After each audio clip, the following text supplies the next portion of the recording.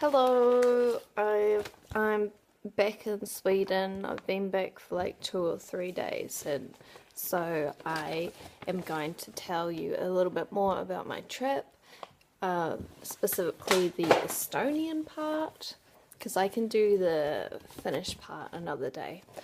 So I spent 4 nights in Tallinn, and most of it was spent walking. Lots and lots of walking. I think I probably on average spend about 5 hours walking a day. Yeah.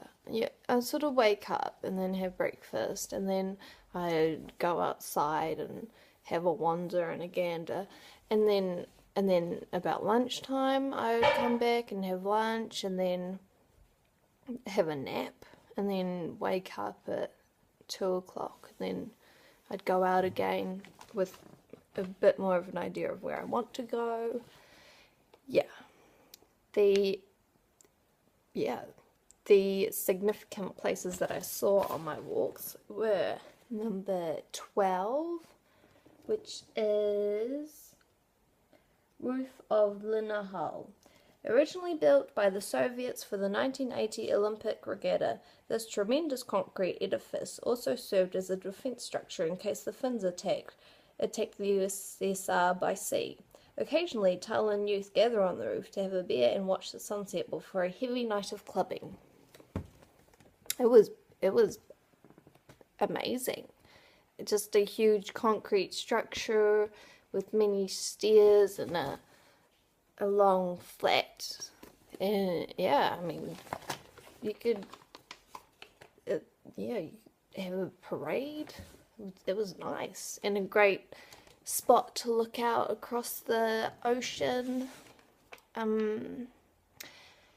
But also I saw lots of buildings that were fancy looking, like the House of Parliament, which was pink, and it's made up of different parts from different times. So, there's a part that was built during Soviet times, and yeah, and then afterwards, and before. So if you go there, you can read the information about it, and yeah, there's a big tower,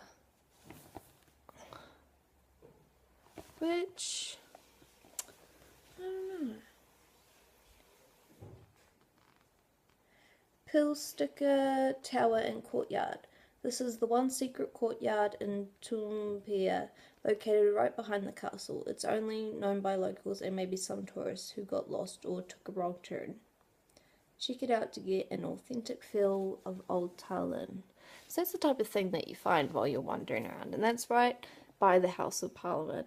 And also I went out to the Kumu Art Museum, which was really great. Like, the building itself is amazing.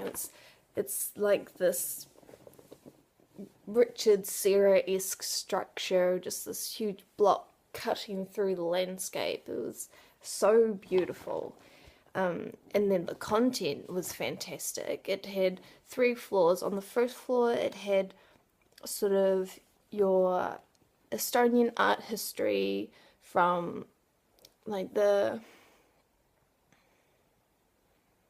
would say about the 1700s to 1930s, and then the second floor had the Estonian art during the Soviet era, and there was quite a few different styles, because even though the style is dictated by the Soviet rule, it still developed. So you had your socialist realism, obviously, but then abstraction came into it heaps, and there's just so many different styles that were able to form, and I think most of them sort of started to come out more in the latter half of the 1900s, because then, you know, in 1991 Estonia was free, so you could imagine that before then people would be a bit bolder. I mean, that's just my suggestions, that's not based on fact. But on the second floor they also had so many panels describing life during the Soviet era, and many photos. So it wasn't just an art museum, it was really about Estonia and Estonian art. So it was really good. And the third floor was your contemporary art. So there were lots of things from this gallery in Iceland so it's a temporary exhibition, and I don't know if the Icelandic gallery owned the artworks and then they were borrowed or what, but yeah. So very contemporary painting, installation. There was this one really beautiful installation that was this just huge wooden structure, and then there was sand in the middle and these different glass vials and things, and in a video and incorporated sound and things. So it was like a whole experience. So that was really awesome. But that's obviously this part of the museum that's always changing. So I don't know what other people would experience on a different day. But in the same area they have the presidential palace, and so I happened to see that because it's just right on the road across from the art museum, and it was so cool. It was pink, and then there was another building that is called the Cadreorg Palace, and that was like even fancier. It was kind of like the presidential palace had this outdoor garden shed that was 10 times fancier than the president's house.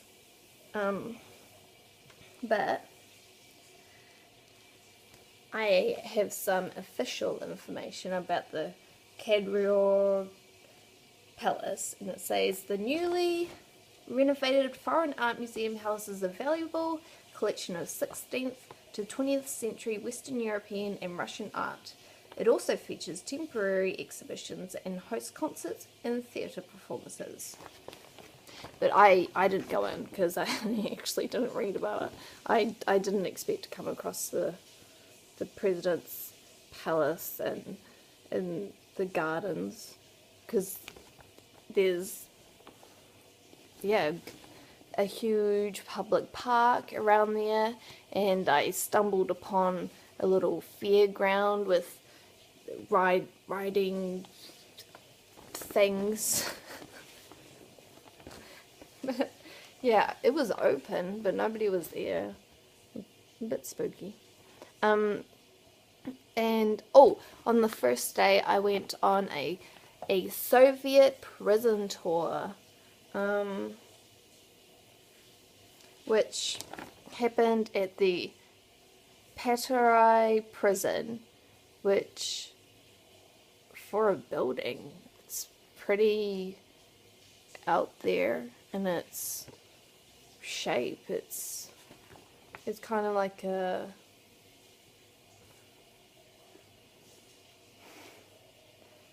I don't even know how to describe it, but it's got a long curve and then a V connecting up to the curves. I mean, I haven't seen anything like it before. But the prison tour was amazing, and the guide, he knew lots, and he was really interested in the sort of culture of criminals in Estonian history, because it would be like a family, and you would have a code, and you had all sorts of rules that were outside of other law-abiding society. Yeah, and that was good. That was good.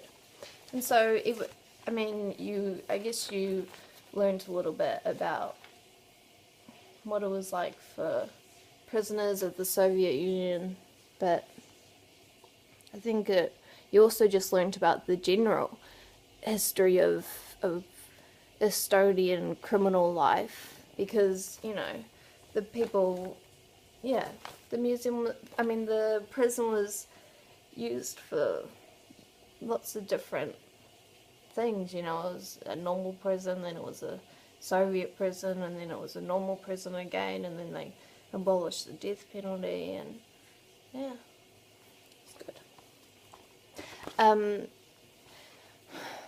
On the last day, I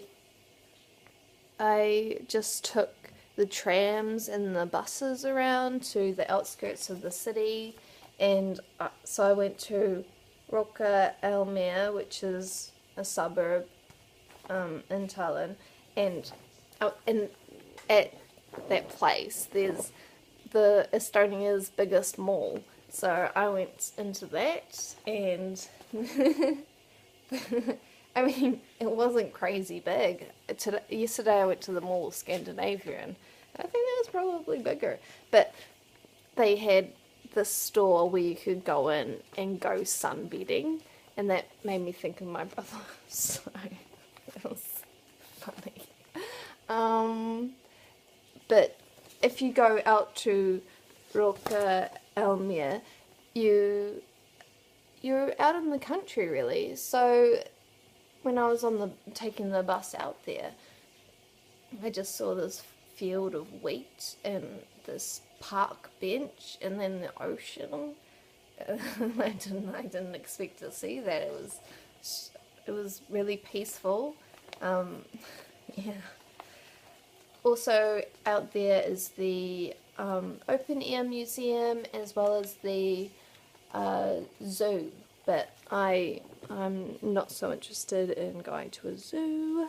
And the outdoor museum, like, it was a really miserable day. It was windy and super cold, so I wasn't into that. The last thing that I'm going to talk about is that I went to the movies in Tallinn because I like going to the movies.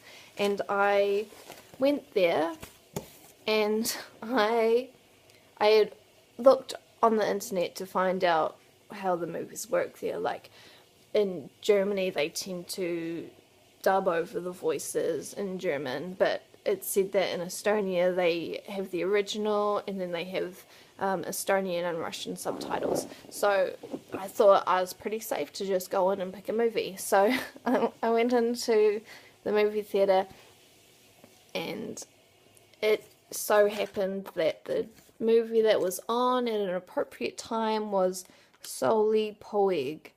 So I ordered that, and it was only €3, which is fantastic. And I watched the movie, didn't have any idea what it was about, but it turns out that I watched The Son of Sol, which is a movie about the Sonderkommando, which were like the groups of Jewish people who, in extermination camps, who were forced to help the Nazis. And so it was dreadfully sad. And also, from what I gather, some of it was in Polish, some of it was in Yiddish, some of it was in German. And there were Russian and Estonian subtitles. So the speaking part, I don't really know what was said, except for the Germans, because they're just yelling "Schnell, schnell, arbeiten." But yeah, so I don't know what was said, but the movie was powerful nonetheless. And yeah, I keep thinking to myself that with, you know, 3 different languages and 2 different subtitles, you would think that I would have, that's a really good chance that I would understand some things. But no. Yeah, so at the end of the movie, everyone was dead silent.